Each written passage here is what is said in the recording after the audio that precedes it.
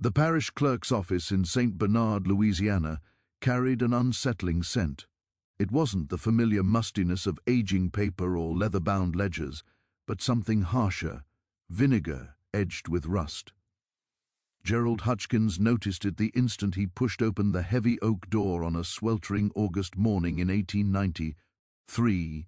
He had been hired to catalogue the parish's birth and death records, some dating back as far as 1820. It was a task the county commissioners had delayed for years, allowing the archives to grow increasingly disordered. Gerald, however, was well suited to such neglect. At 34, he had already reorganized 3 parish record offices across Louisiana, earning a reputation for precision that many quietly described as obsessive. His routines never varied. He wore the same grey vest every workday, packed his lunch in a dented tin pail, and refused to leave even a single document misfiled. His wife, Caroline, often teased that he treated historical records with more care than he showed most living people. The clerk who handed him the keys was an elderly man named Albert. His hands shook faintly as he gestured toward a doorway at the back of the building. "Most of what you'll need is in there," Albert said, his voice hesitant. "The older materials. Some of those boxes haven't been opened in my lifetime. 40 years at least. That's exactly why I'm here," Gerald replied, setting his leather satchel on the counter. Albert did not leave immediately. He lingered in the doorway, then cleared his throat. "There's a section in the southeast corner. Previous clerks kept it separate." Gerald glanced up, attentive now. "Special documents, they called them," Albert continued, choosing his words carefully.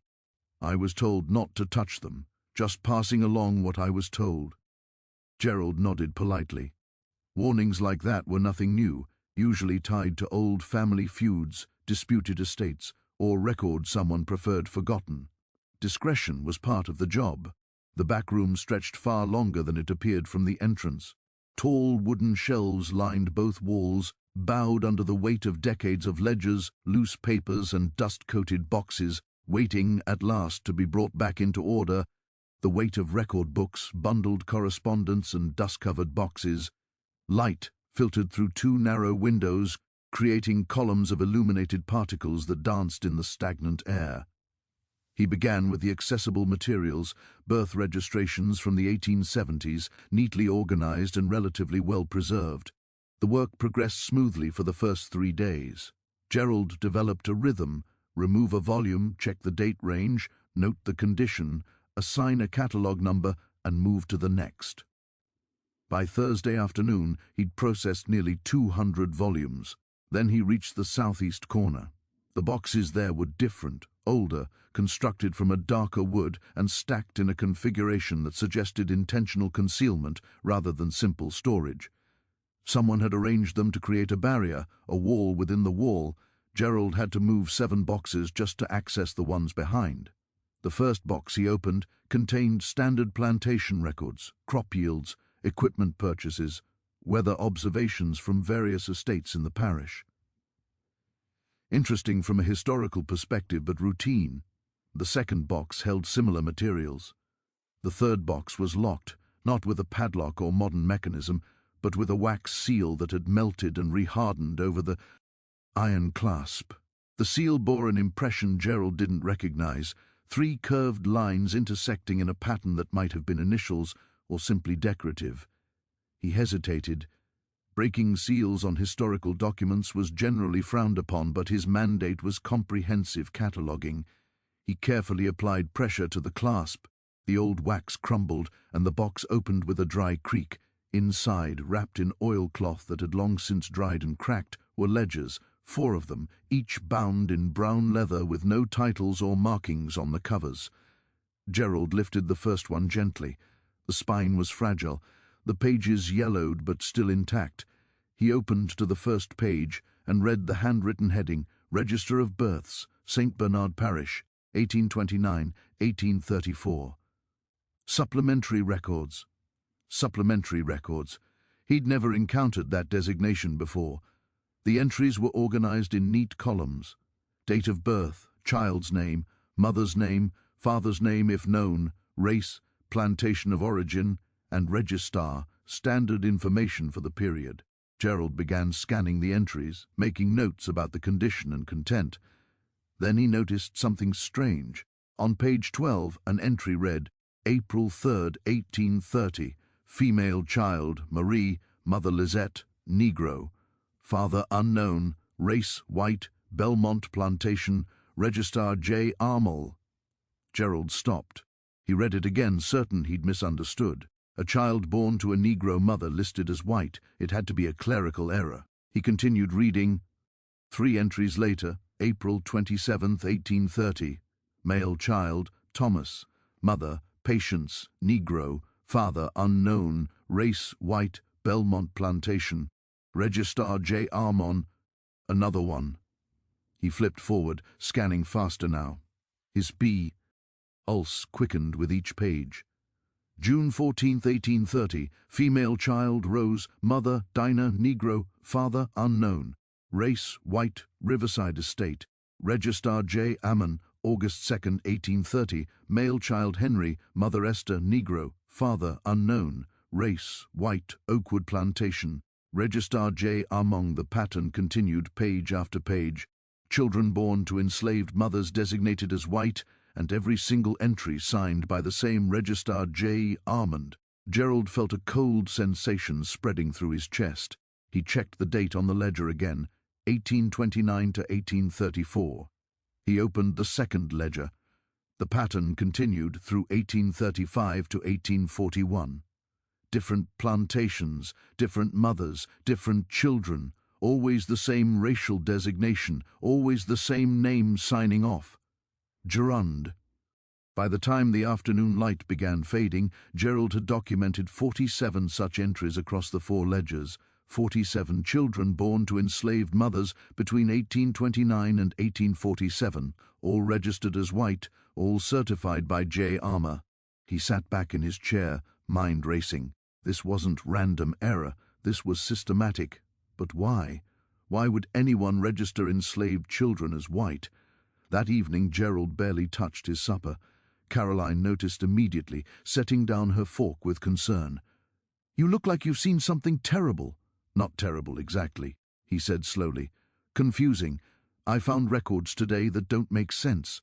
He explained what he'd discovered, watching her expression shift from curiosity to disbelief to something darker. Recognition, perhaps, though she'd never studied Louisiana history particularly. "Could it have been a mistake?" she asked. A clerk who didn't know the mothers. 47 times across 18 years, same perso, N signing every entry. Gerald shook his head. Someone knew exactly what they were doing. I just don't understand what or why. Caroline was quiet for a moment. "Maybe you shouldn't understand. Maybe that's why those boxes were hidden." Her words settled uncomfortably between them. Gerald had always approached historical work with detachment, events that happened long ago to people long dead. But this felt different, this felt deliberate, and that deliberateness implied purpose. "I need to find out who J. Arand was," he said finally.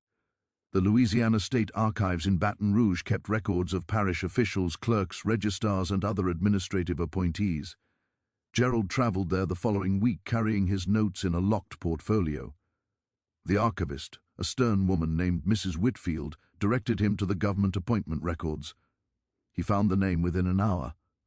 Jacques Armon, appointed Deputy Registrar, St. Bernard Parish, January 1829, resigned November 1847. 18 years exactly matching the span of the mysterious ledgers. But there was more. Attached to the appointment record was a notation added in different ink, apparently years later. Position dissolved following investigation. See Coroner's Inquiry 1847, File 392. Gerald's hands trembled slightly as he requested File 392. Mrs. Whitfield returned with a thin folder, the pages inside brittle and brown at the edges. "This hasn't been accessed in decades," she remarked. "Are you researching something specific?" "Just trying to understand parish record-keeping practices," Gerald said, which was technically true. The coroner's inquiry was dated November 18, 1847. The subject, Jacques Armal, found deceased in his home. Me at age 52. Cause of death, undetermined, possibly heart failure. But it was the testimony section that made Gerald's breath catch. A neighbor, Mrs. Violet Chanel, had testified that she'd gone to check on Armand after not seeing him for 3 days. She found him in his study, slumped over his desk. On the desk were papers. She couldn't read well, she'd testified, but she remembered seeing lists of names, children's names. The investigating deputy, a man named Robert Dero, had noted deceased study contained extensive personal records related to parish registrations. Materials appeared to document births from 1829 to present with notations regarding racial classifications and subsequent transfers. Documents were seized for review by parish authority. Transfers. Gerald underlined the word in his notes. The final page of the inquiry contained a brief addendum dated 3 months later. Investigation closed. Materials reviewed by parish commission. Records returned to archive storage. No criminal findings. No criminal findings. But what had they found? Gerald returned to St. Bernard with more questions than answers. He approached Albert at the clerk's office with a directness he usually avoided. The name Jaquam, does that mean anything to you? Albert's face palled visibly. He glanced around the empty office before lowering his voice. How do you know that name? He was a registrar here, worked for 18 years. He was more than a registrar. Albert said quietly, My father worked in this office when I was a boy. He mentioned armor once, only once, said some men do the devil's work with clean hands and legal papers. What did he mean? Albert shook his head. Father never explained. But he told me, if I ever found documents with Armand's signature, I should leave them be, that some history is better left buried. But it's not buried, Gerald pressed. It's in your archive, and it's my job to catalogue it. Your job, Albert said, meeting his eyes, is to catalogue records, not to understand them. There's a difference. Gerald left the office unsettled. Albert was hiding something or protecting something, or perhaps genuinely didn't know more than family warnings passed down like folklore. He needed a different approach. The newspaper archives at the Louisiana Historical Society contained copies of the St. Bernard Gazette dating back to 1825. Gerald spent 2 full days reading through issues from 1829 to 1847. Looking for any mention of errand unusual birth registrations or controversies involving racial classifications. He found almost nothing. A few brief mentions.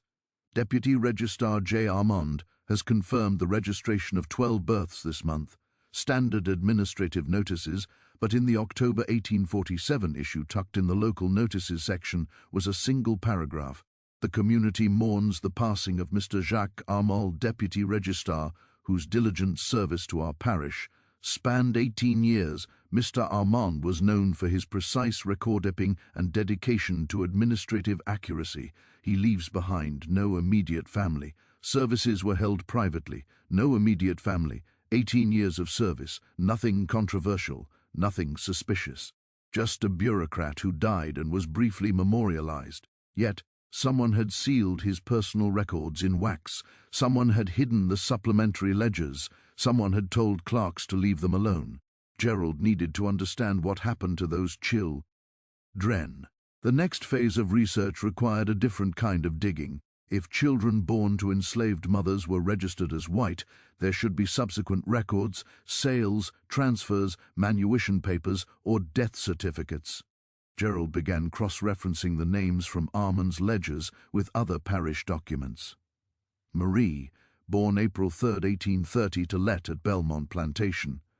Gerald searched through Belmont's records, now housed at the parish archive. The plantation had been sold in 1856, its papers transferred to county storage. He found Lizette's name in the slave inventory from 1829. She was listed as a house servant, aged 22. In the 1831 inventory, a note beside her name, one child, Marie, transferred separately. Not sold with the mother, as was typical for very young children. He searched for Marie in subsequent records, nothing in Belmont's slave inventories, nothing in sales records from neighboring plantations. But then, in a tax document from 1832, he found an entry for Belmont Plantation listing a Marie Belmont household apprentice under the section for free persons of color employed. free at age 2. Gerald traced the name forward. Marie Belmont appeared in parish records periodically. A school enrollment in 1838. Unusual for free persons of color, but not impossible. A witness signature on a property deed in 1851. She could write then. And finally, a marriage record in 1854 to a man named Charles Riviere, also listed as a free person of color, but here was the critical detail. Marie's race on the marriage certificate was listed as white, not free person of color. White. Gerald sat in stunned silence. A child born to an enslaved woman. Somehow reclassified, somehow freed, somehow granted white status, all before age 24. He checked another name, Thomas, born April 27, 1830. The pattern repeated, registered as white at birth, transferred separately from his enslaved mother within 2 years, appearing later in records as a free child, then eventually as white in adult documents. One by one, Gerald traced the 47 children through the fragmentary records available. 23 of them followed similar trajectories. The others simply vanished from the records entirely after their initial birth registration and supervising every initial registration. J. Arman. By October 1893, Gerald had filled 6 notebooks with his findings. He worked late into the evenings correlating dates, tracking names, mapping the movement of children across parishes and decades. Caroline worried about his health. He'd lost weight, developed dark circles under his eyes, and stopped attending church socials. "You need to show this to someone," she urged. "If what you found is real, historians should know." "It's real," Gerald said, "but I don't understand the mechanism yet. How did this happen? Who authorized it? Why these specific children?" He was missing something crucial, some connective tissue that would make the pattern coherent. The answer arrived unexpectedly, not from documents, but from a person. In early November, an elderly woman named Josephine Durant came to the parish office, requesting a copy of her birth record. She was 83, she told Gerald, born in St. Bernard Parish in 1810. She needed the document for a property inheritance matter in New Orleans. Gerald located her record easily. She'd been born free to free parents of color, a relatively straightforward case.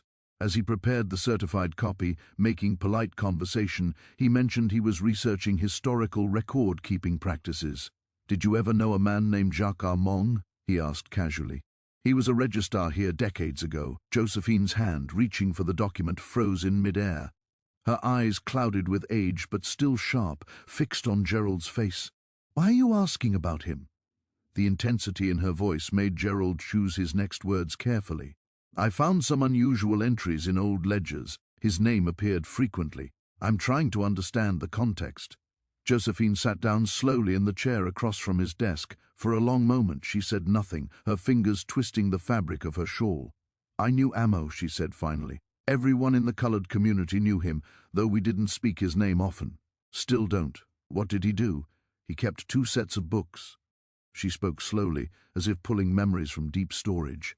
"Official books and other books. My aunt was a midwife. She delivered babies on half the plantations in this parish. She told me things toward the end of her life, things she'd seen." Gerald leaned forward. "What kind of things?" "When certain babies were born, babies with skin light enough to pass, born to enslaved women, Arman would be called, not immediately. Sometimes weeks later, he'd arrive with his ledgers and examine the child. If the child was light enough, if the features were acceptable, he'd make his registration as white," Gerald said. Josephine nodded. "Then the child would disappear from the plantation. Within a year, sometimes just months. The mothers were told their babies died. Some believed it, others." She paused. "Others knew better, but couldn't do anything. Where did the children go?" "That I don't know for certain. Aunt Matilda had theories. She believed they were taken north or to New Orleans, given to families who couldn't have children or haunted servants they could claim as orphaned relatives. Light-skinned children could be raised as white, you understand? Especially if the documentation said they were white from birth." The room felt colder. Gerald's methodical mind was assembling pieces into a picture he didn't want to see clearly. "How many children?" he asked. "I couldn't say.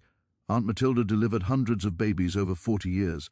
She thought maybe 50 or 60 that Arman took interest in, but she only worked certain plantations." If he did this across the whole parish, Josephine trailed off. Did anyone try to stop him? Josephine's laugh was bitter.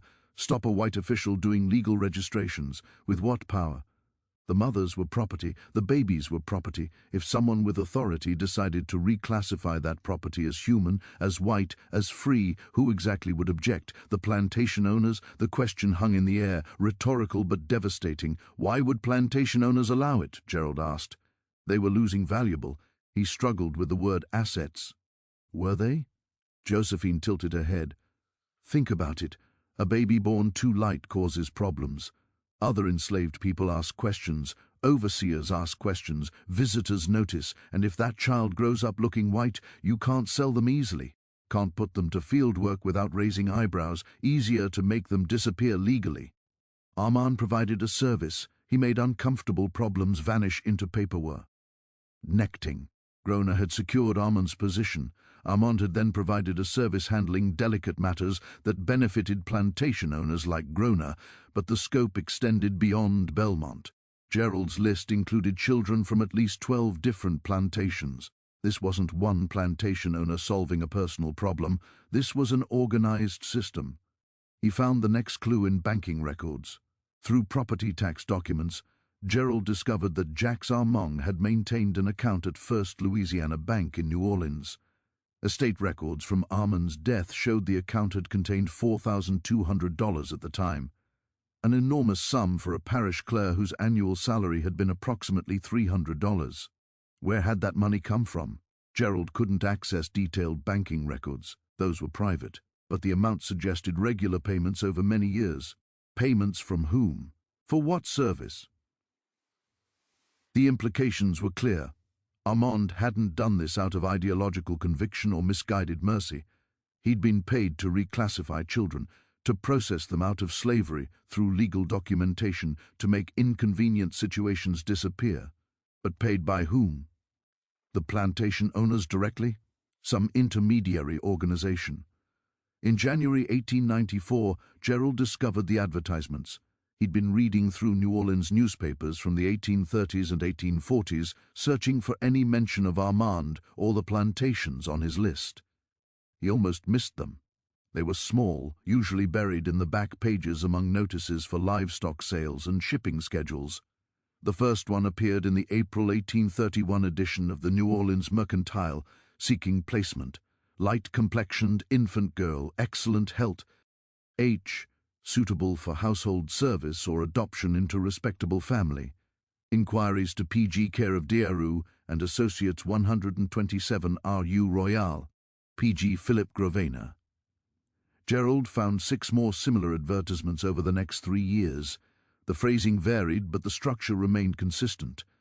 Light-complexioned infant, excellent health, placement sought, inquiries directed to initials care of Devo and Associates. He'd seen that name. Deo Robert Deo. No, Devo had been the deputy who investigated Armand's death. The connections were forming a web. Grosvenor recommends Armand. Armand registers children as white. Children are transferred. Advertisements appear seeking placement. Devo handles the inquiries and years later investigates Armand's death and closes the case with no criminal findings. It was a network. A quiet bureaucratic network that had operated for nearly 2 decades, moving children from slavery into fraudulent freedom, all while maintaining meticulous legal documentation. But Gerald still couldn't answer the fundamental question, what happened to the children who were placed? The breakthrough came from an unexpected source. In March 1894, Gerald received a letter forwarded from the parish clerk's office. It was from a man named Edmund Porter, an attorney in Mobile, Alabama. Porter had read a brief scholarly note Gerald had published in the Louisiana Historical Quarterly about unusual record-keeping practices in antebellum parishes. Gerald had been vague, mentioning discrepancies in racial classifications without revealing the full scope of his discovery. Porter's letter was carefully worded. Dear Mr. Hutchkins, your recent note regarding classification irregularities in Louisiana. Parish records resonates with a case I am currently managing. A client of mine, a woman of 73, recently discovered that her birth record from St. Bernard Parish contains inconsistencies with her family history as she understood it. She was told throughout her life that she was born to a white family that perished in a yellow fever epidemic and that she was raised by adoptive relatives. However, recent examination of her papers has raised questions. If you have information regarding irregular birth registrations from St. Bernard Parish circa 18,300 and 1840, I would welcome correspondence. This is a matter of significant personal importance to my client. Gerald responded immediately, asking for more details. Porter's next letter arrived within 2 weeks. My client, whom I shall call Mrs. L for privacy, possesses a birth certificate registered in St. Bernard Parish in 1832, listing her race as white and her mother as deceased at childbirth. However, she recently obtained through family papers a contradictory document, a bill of sale from 1833 for one female child, light-skinned, named Lily, born to Negro woman named Grace. The child's description matches details my client knows about her own early childhood. The bill is signed by a notary named J. Armand. Mrs. L is devastated and seeking to understand her true origins. J. Armand had notarized the sale. Of course he had. He wasn't just registering these children, he was facilitating their entire transfer chain. Gerald wrote back asking if Porter could share the names involved. Another exchange of letters brought the details. The child Lily had been born at Riverside Estate in 1832. Her mother, Grace, had died in 1835. According to plantation records, the child had been sold to a family in Mobile named the Prescott, who'd raised her as an orphaned niece. Gerald checked his ledgers. There it was, May 19, 1832.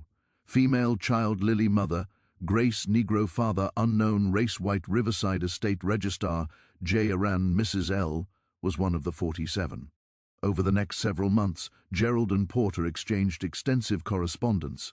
Porter was representing Mrs. L in an attempt to claim inheritance from her biological mother's side, a futile effort legally. Porter admitted since enslaved persons couldn't leave property, but the principle mattered to his client. She wanted acknowledgement of her true origin. Through Porter, Gerald learned what had happened to at least one of the reclassified children, sold to a family desperate for a child or wanting a servant they could raise without the social complications of slavery, or perhaps genuinely believing they were rescuing an orphan. The buyers were given impeccable documentation, white birth certificates signed by an official registrar. The children were young enough to have no memories. The mothers were powerless to object or search. It was trafficking, Gerald realized. Legal, documented, bureaucratically processed trafficking of children disguised as legitimate birth registration and orphan placement. And Armand had been the architect. Gerald's work became more public in 1895 when he presented preliminary findings at the Louisiana Historical Association's annual meeting. He was careful with his language, framing it as a study of administrative irregularities in antebellum record systems, but the implications were clear to anyone paying attention. The response was mixed. Some historians were fascinated, seeing research potential. Others were hostile, suggesting Gerald was fabricating controversy or misinterpreting routine errors. One prominent scholar from Tulane dismissed the entire matter as statistical noise in a system with poor oversight. But Gerald also received letters, 7 of them over the next year, from people across Louisiana, Mississippi, Alabama, and Georgia.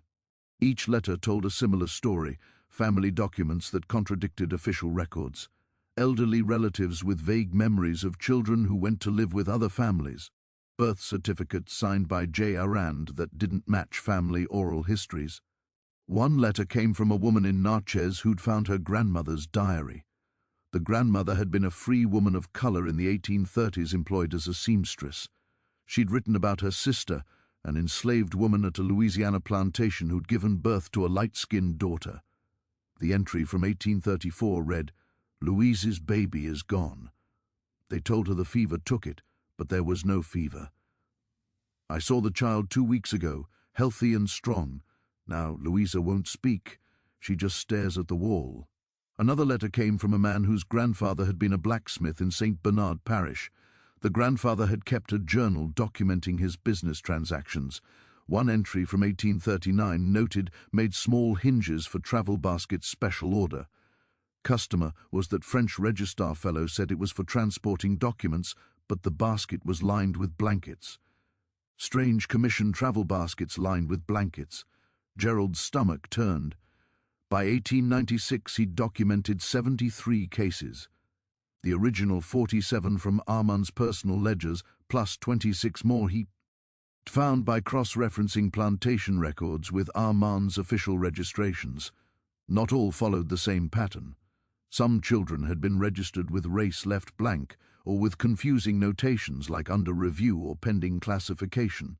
But the core group, the 47 from the supplementary ledgers, those were clear, and in every case, Jacques Calme's signature appeared. Gerald attempted to publish a full paper on his findings. 3 academic journals rejected it. The editor's responses varied, but the underlying message was consistent: too controversial, too speculative, insufficient direct evidence of criminal intent. "You have correlation," one editor wrote, "but you cannot definitively prove conspiracy. Armand is long dead. The children, if alive, would now be in their 60s or 70s, living as white citizens with no knowledge of your research. What purpose does exposure serve except to create social disruption?" The question haunted Gerald. The birth dates matched. The genealogist, following professional ethics, shared the finding with her client. The client requested no further investigation. The genealogist filed her notes and moved on to other projects, but she made one additional check before closing the file. She looked up who had signed Martha's birth certificate: J. Arand. She'd never heard the name before, so she did a quick search through historical databases. She found Gerald Hutchins's 1897 paper. She read it in one sitting, then went back and looked at her client's documents again. Martha was one of the 79. The genealogist wrote a brief email to the Louisiana State Archives asking if the Armand materials had been digitized. They had not. Budget company. "Instraints," the archivist explained. "Perhaps someday the ledgers might be scanned, made searchable, cross-referenced with national genealogical databases. Someday thousands of people might discover their ancestors were processed through Jacques' armor system, but not yet.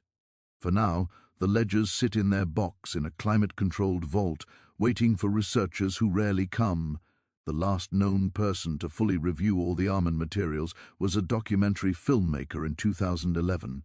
She'd been developing a project about hidden histories of slavery in Louisiana.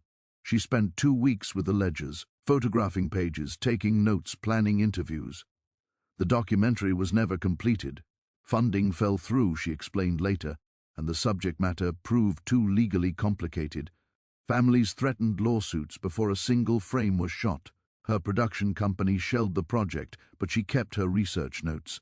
In an interview years later, she reflected, "What disturbed me most wasn't the evil of it. We know slavery was evil. It was the paperwork. Someone designed forms for this. Someone created procedures. Someone sat in an office and thought through the logistics, how to document the theft of a child, how to create a legal identity from nothing, how to make a human being disappear and reappear as someone completely different. And then they did it 79 times that we know of, maybe hundreds of times total, and they filed everything properly. That's perhaps the most unsettling aspect of the Armand case. It wasn't hidden in the moment. It was official, recorded, filed in government archives. The hiding came later when someone, we don't know who, sealed the ledgers and stashed them in a corner. But even that wasn't destruction. Whoever hid them chose to preserve them, locked away, but intact. Why? Guilt. A sense that the records might someday matter. Simple bureaucratic habit.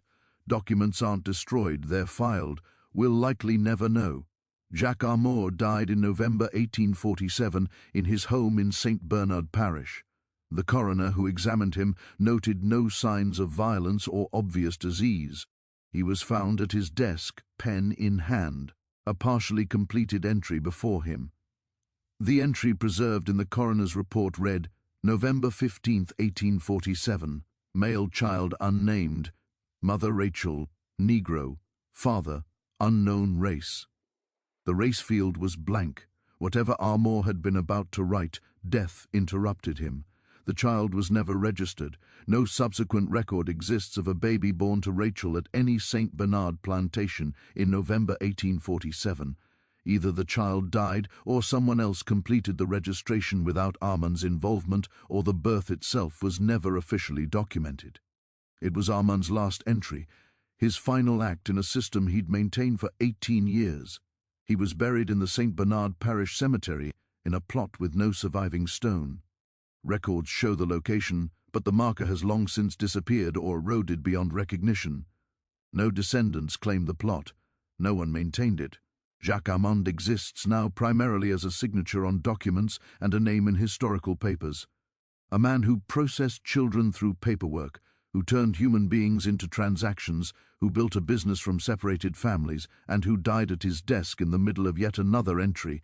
The mother's stories are harder to trace. Enslaved women rarely appear in historical records except as property inventories. We know their names only because Armand documented them as the mothers of children he reclassified. Lette, who gave birth to Marie in 1830, appears in Belmont plantation records until 1844. Then her name vanishes, sold possibly or dead, or simply recorded elsewhere under different documentation. Grace, who gave birth to Lily in 1832, is noted as deceased in 1835, cause of death unlisted. Dinina, mother of Rose, appears in records through 1852. A notation beside her name in an 1843 inventory reads, "Age approximately 35, field worker, reduced productivity." No further details. These fragmentary traces are all that remain. Women who carried children, gave birth, and then had those children taken and legally erased. Whether they knew their children survived, whether they hoped for reunion, whether they mourned them as dead, or lost or stolen, none of that was recorded. The system didn't require their grief to be documented, so it wasn't. There's a question researchers occasionally ask when studying the Armand case. What happened to the children who were raised as white? Did they live better lives than they would have as enslaved people? It's an impossible question to answer, and many argue it's the wrong question entirely. It presumes the only two options were enslavement or theft, when the actual moral option, abolishing slavery, existed as an alternative their society simply refused to choose. But the question persists because the answer is complicated. Some of the children Armand placed were raised in comfortable circumstances, educated given opportunities they would have been denied under slavery. Marie, the first entry in Armand's notebook, grew up in New Orleans with the Duchon family. Records suggest she learned to read and write, married a free man of color, and lived to age 68. Others faced harder paths. Gerald's research suggested at least 11 of the reclassified children were essentially bonded servants, legally free but practically bound to the families who'd purchased them through debt, manipulation, or simple lack of alternatives. And all of them, regardless of their material circumstances, lived lies. They didn't know they were living lies, which perhaps made it easier. But the truth remained hidden beneath legal documents and false narratives. In 1999, a historical preservation society in St. Bernard Parish erected a small memorial in the county courthouse. The plaque reads, "In memory of the enslaved mothers and children of St. Bernard Parish, whose families were separated through both illegal and legal means. May their names be remembered and their stories acknowledged." It doesn't mention Jacques Armand by name. It doesn't detail his system or the scope of the reclassifications. It's deliberately vague, a compromise between competing desires to acknowledge what happened without specifying who was harmed or how. Some local historians argued even that vague memorial was inappropriate. Dredging up painful history, they said that couldn't be remedied and only caused division. Others insisted it didn't go far enough, that naming Armand and documenting the specific crimes was necessary for true historical reckoning.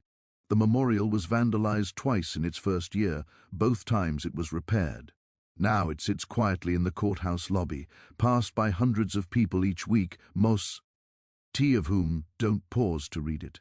The last known verified descendant to learn of their connection to Armand's system was a man named David Pritchard, who discovered the truth in 2007 while researching his family genealogy for his grandchildren.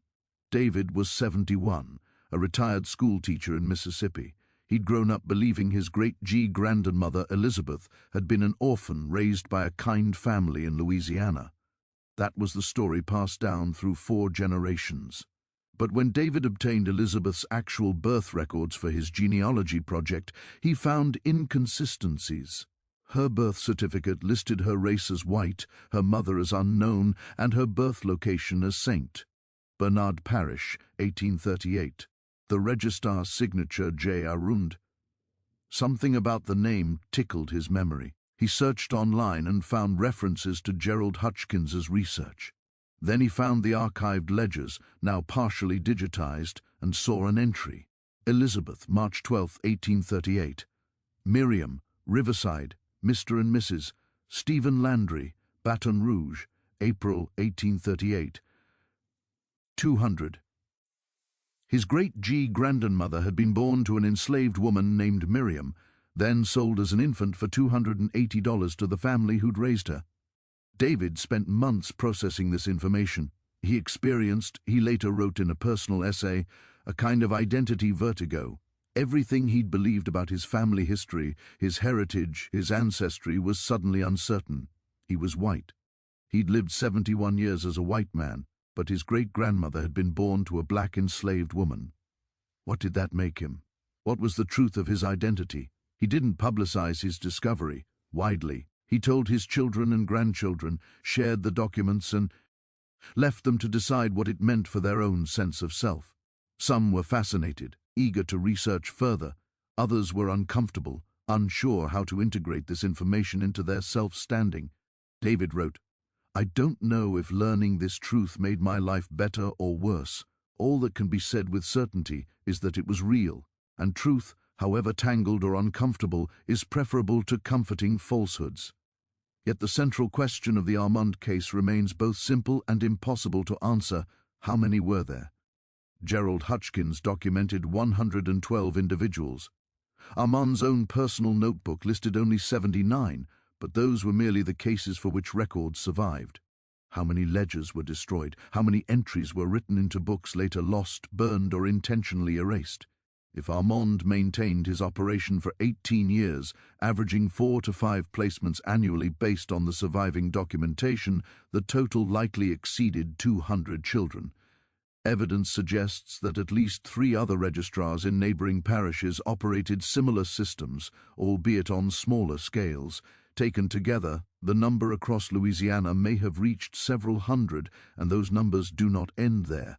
If each of those children grew into adulthood and had descendants, if their family lines branched and spread across 6 or 7 generations, the mathematics become overwhelming. Thousands of people, perhaps tens of thousands, may be living today with no knowledge that their ancestry includes a woman whose child was taken and legally remade into someone else. Should they know? Does it matter now? Historians remain divided. Some argue that confronting these unsealed histories is essential to understanding the full machinery and legacy of slavery. Others contend that uncovering truths that fracture modern identities offers no meaningful benefit and only inflicts new harm. There is no clear answer. The ledgers themselves offer no opinion. They are factual, silent, and indifferent. They do not care whether they are read or ignored. They simply exist, stored in acid-free boxes, preserved in climate-controlled darkness. One final detail deserves mention. In 2015, an archivist conducting a routine preservation review of the Armand materials noticed something earlier researchers had overlooked. On the final page of the last supplemental ledger, nearly invisible due to severe ink fading, there was a handwritten note. Using specialized imaging technology, the archivist was able to recover the text. God forgive me for what necessity required. Let these names stand as witness to what commerce demands of men's souls. Jar, November 1847. The handwriting matched Armand's signature. The date fell just weeks before his death. Was it remorse, self-justification, or merely a final act of record-keeping? There is no way to know.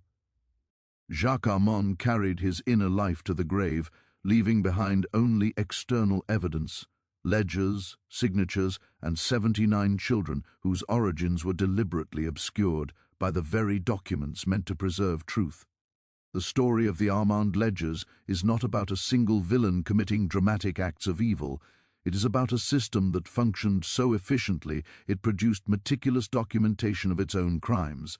It is about how legality and criminality can become indistinguishable when the law itself,